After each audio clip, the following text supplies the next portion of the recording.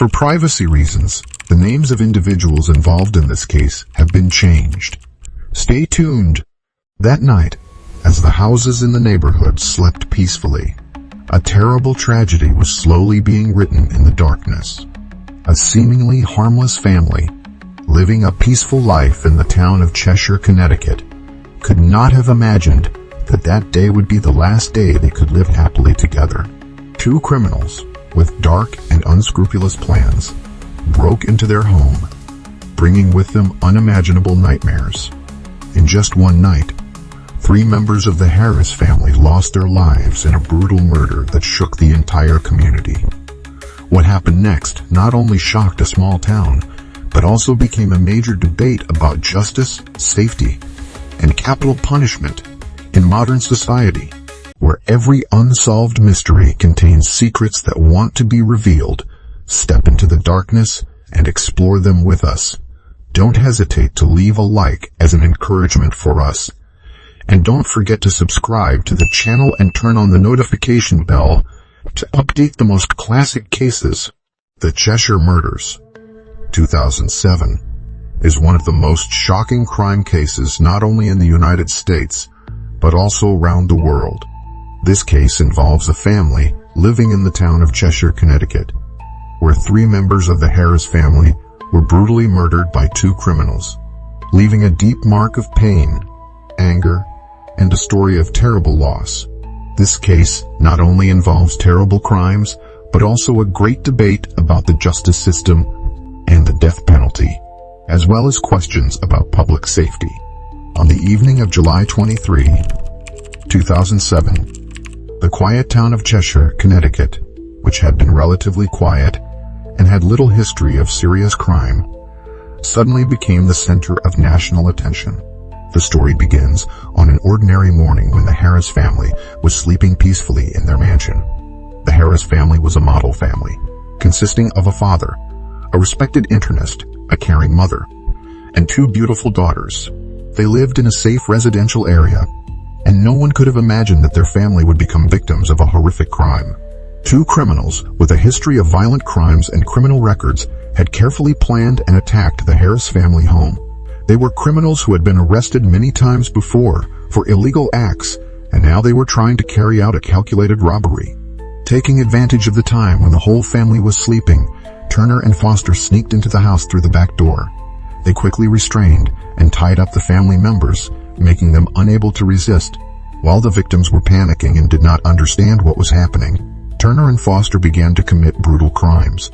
After taking control of the situation, they began to mentally and physically torture the victims without any humanity. Mrs. Laura Harris and her daughter Sophie, 17, were the first victims to be attacked. Meanwhile, 11-year-old Emily was tied up and witnessed all the horrifying scenes that were taking place. Turner and Foster's actions were not limited to threats and arrests. They also carried out brutal rapes and tortures. Throughout this process, the 2 criminals repeatedly threatened to kill everyone if they did not comply with their demands. Seeing that the Hayes family owned valuable assets, they began ordering Mrs. Laura Harris to withdraw money from the bank. At this point, they bound and blindfolded the remaining family members, holding them hostage throughout the process. All Mrs. Laura Harris could do was comply with their demands, because if she did not, they would continue to torture and threaten the lives of her loved ones. From here, she had to witness the threats and harm of her own daughter, while her mind sank into despair. Things became even more terrifying when the 2 criminals realized that the Hayes family could identify them and were the only witnesses. To ensure that no one survived and denounced them, Turner and Foster decided to kill all the family members. Before carrying out this barbaric act, they continued to mentally and physically torture the victims, not only to rob them of their property, but also to satisfy their criminal desires. Meanwhile, the Hayes family home began to become stuffy and dark, and the victims' extreme fear increased. Turner and Foster, having no more to satisfy their madness, decided to kill the victims by setting fire to the house. This left the Hayes family not only facing death, but also the fire that burned everything. These brutal criminals did not just commit a simple murder, but also created a terrible scene that witnesses could not forget. Their victims, including Mrs. Laura Harris, Miss Sophie, and Miss Emily, suffered a painful and brutal death. Throughout the case, the authorities and the police did their best to collect evidence, and then the truth about Turner and Foster's crimes gradually came to light. The next morning, when the two criminals had completed their brutal acts, they decided to set fire to the house in the hope of hiding any evidence that might be related to the case. They used gasoline to set the fire, creating a powerful blaze. The fires quickly spread throughout the house, burning everything in a thick cloud of smoke. Although their intention was to destroy all traces, they could not have expected that one of the victims, Mr. Richard Harris, the only survivor of the attack, was still alive and able to escape. Mr. Richard Harris, severely injured after the brutal torture, could not move easily. However, in a desperate situation, he used all his remaining strength to crawl out of the burning house. Despite being seriously injured, he still persevered to find a way to escape the nightmare, not only to save his own life, but also to seek help from those around him. He trudged outside as the fire behind him grew stronger. When he reached his neighbor's house, he collapsed in exhaustion and pain, asking them to call an ambulance. Immediately after receiving the emergency report, the authorities quickly arrived at the scene. By the time the fire brigade arrived, the fire had spread and burned most of the house. The fire brigade worked tirelessly to extinguish the fire, but the damage was inevitable. After the fire was brought under control, firefighters and police searched the rubble of the house. The bodies of Laura Harris and her daughter Sophie were discovered in a state of severe burning, leaving only painful traces of their lives brutally taken. Both had died from serious injuries, and the fire made identification extremely difficult. The scene only added to the horror and anger in the community. As the search continued, the body of 11-year-old Emily was discovered bound and unable to escape her tragic fate. She died before the fire consumed the house, bringing the Harris family to a dark and unimaginable end. The brutality of the case shocked the community and the world. The police immediately began an investigation, and gradually the truth about the actions of the two criminals, Turner and Foster, was revealed. However, throughout the investigation, big questions remained. How could two criminals commit such a brutal crime without being detected? And what could the Harris family have done to avoid this nightmare? Although this case has caused terrible devastation to the Harris family, the survival of Mr. Richard Harris, despite being severely injured, has brought a glimmer of hope to those who survived and found the strength to continue fighting through great pain. After investigators collected evidence at the scene and interviewed people involved, authorities quickly identified two suspects, Alexander Turner and Michael Foster. Both men had criminal records and were notorious criminals, having been convicted of violent crimes. Turner had a long history of crimes, including robberies and assaults, while Foster was no stranger to violent crimes, including assaults and sexual abuse. Their criminal histories were a clear indication that these two were not first-time criminals. Through investigation and analysis of evidence, investigators discovered that Turner and Foster had not simply committed a robbery, but had planned to attack the Harris family. Both men had been watching and studying the Harris family home for a long time before committing the crime. Their initial intention was robbery, but what happened next went beyond the bounds of ordinary crime. They deliberately targeted the Harris family because they believed they had valuable assets, and their actions were carefully calculated to avoid detection. After their arrest, Turner and Foster were brought to trial. During the investigation, both confessed to the crimes they had committed.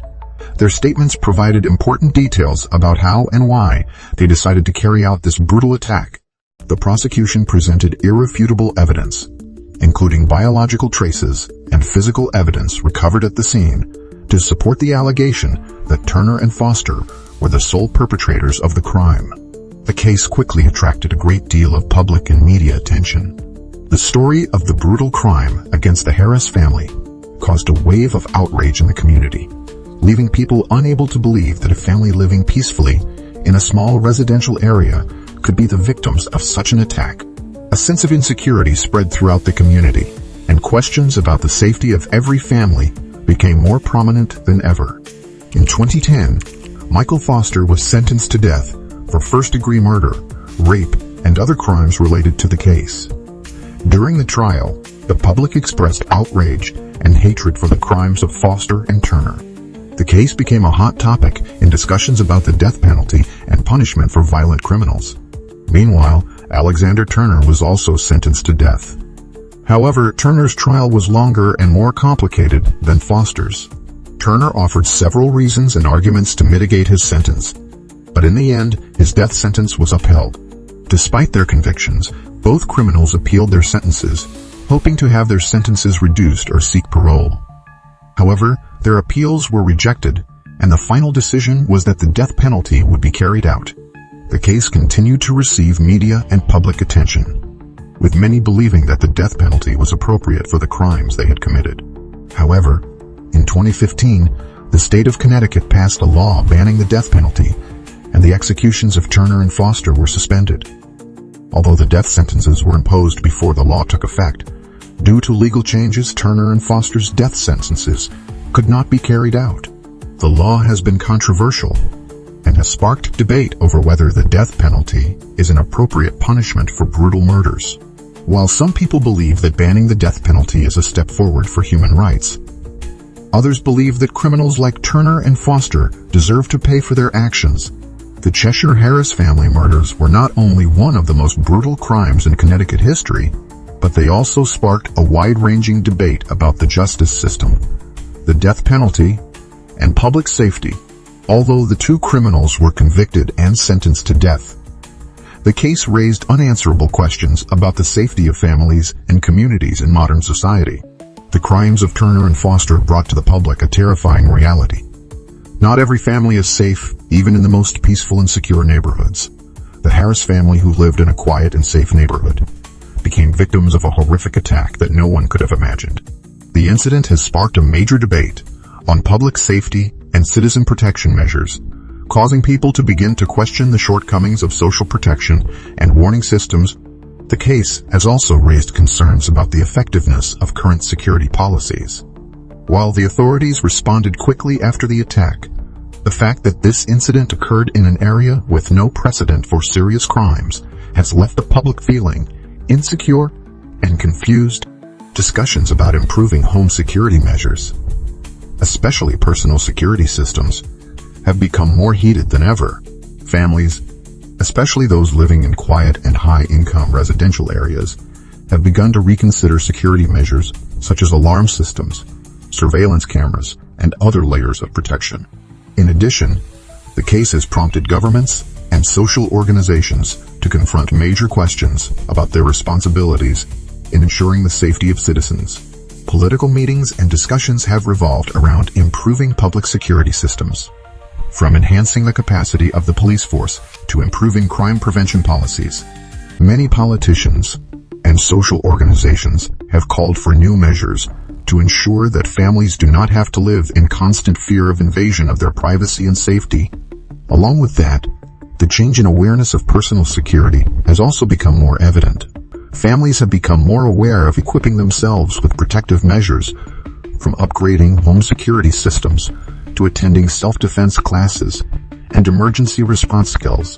Community and government organizations have stepped up efforts to educate the public about crime prevention and to encourage people to participate in early warning and awareness programs. However, the case has not only caused fear, but also greatly increased the debate about the death penalty. When the death sentences were imposed on both Turner and Foster, public opinion was divided on the appropriateness of the punishment. Some people believe that, given the brutality of the crimes, the death penalty is the only appropriate punishment. Meanwhile, human rights advocates and anti-death penalty groups argue that this punishment cannot bring true justice, and that the implementation of the death penalty only continues to feed the cycle of violence and revenge. The Harris family case in Cheshire has not only left deep wounds in the community, but also awakened society to the weaknesses in the security and justice system. It has spurred a wave of change in how we think about public safety, from personal protections to broader government policies on crime and punishment. Ultimately, the case has become a powerful reminder of the importance of maintaining security and justice in modern society, and a wake-up call about what can happen when we neglect to protect the basic values of life. The Cheshire Murders remain a landmark in American legal and social history, not only for the gruesome nature of the case, but also for its lessons about justice, the protection of family and community, and the lasting effects a crime can have. Thank you for joining us today. If you enjoyed this story and want to dive deeper into more intriguing mysteries, be sure to subscribe and hit the notification bell so you never miss an update.